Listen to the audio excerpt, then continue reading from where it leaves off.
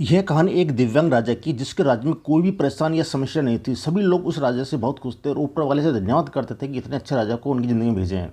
वह राजा दिव्यांग था, उसके एक आंख नहीं थी और एक पैर नहीं था, लेकिन फिर भी राजा को इस बात का कोई मलाल नहीं था।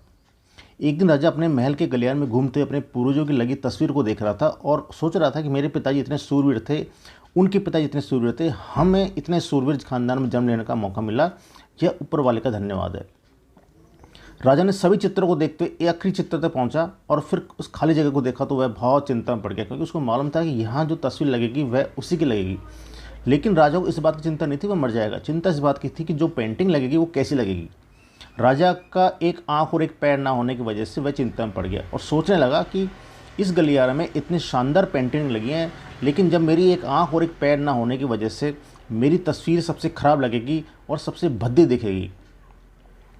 राजा ने सोचा कि मेरे मरने के बाद पता नहीं कैसी पेंटिंग बनेगी और क्यों ना मैं आज जीते जी एक शानदार पेंटिंग बनवाऊं, ताकि मुझे ये सुकून मिल जाए कि मेरी यहाँ अच्छी पेंटिंग लगेगी। अब उस राज्य में ऐलान करवा दिया गया कि और सभी पेंटर को बुलाया गया। कहा गया कि जो भी पेंटर राजा की शानदार पेंटिंग बनाएगा उसे शानदार इनाम मिलेगा।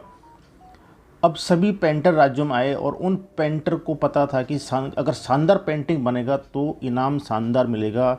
लेकिन जिस राजा का एक आंख नहीं है और एक पैर नहीं है, उस शानदार पेंटिंग को कैसे बनाया जा सकता है। पेंटर सोच रहे थे कि इनाम तो पता नहीं, लेकिन शानदार पेंटिंग नहीं बनी, राजा गुस्सा हो जाएगा, सज़ा मिलेगी। इसलिए बड़े बड़े चित्रकार भी आगे नहीं आ पा रहे थे। तभी उसमें से एक लड़का बोला, राजा साहब मैं आपकी पेंटिंग बनाना चाहता हूँ, मुझे 24 घंटे का वक्त दीजिए।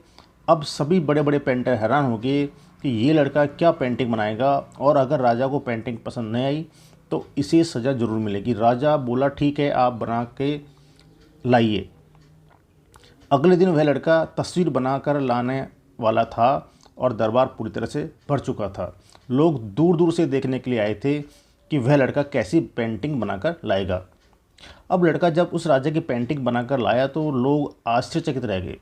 सब लोग ज़ोर ज़ोर से तालियां बजाने लगे, सीटी बजाने लगे, और जब राजा ने उस पेंटिंग को देखा तो वह बहुत खुश हो गया और बोला कि वाह, इससे अच्छी पेंटिंग तो इस गलियारे में नहीं है। राजा ने उस लड़के को बहुत सारे नाम दिया।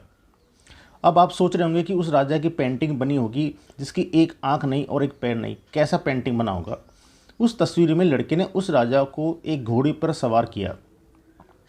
एक साइड से उस राजा का एक पैर दिख रहा था और राजा तीरंदाजी करते हुए निशाना लगा रहा था, और निशाना लगाते वक्त एक आंख बंद हो जाती है, और उस लड़के ने उस राजा की वही आंख बंद की जो राजा के पास नहीं थी।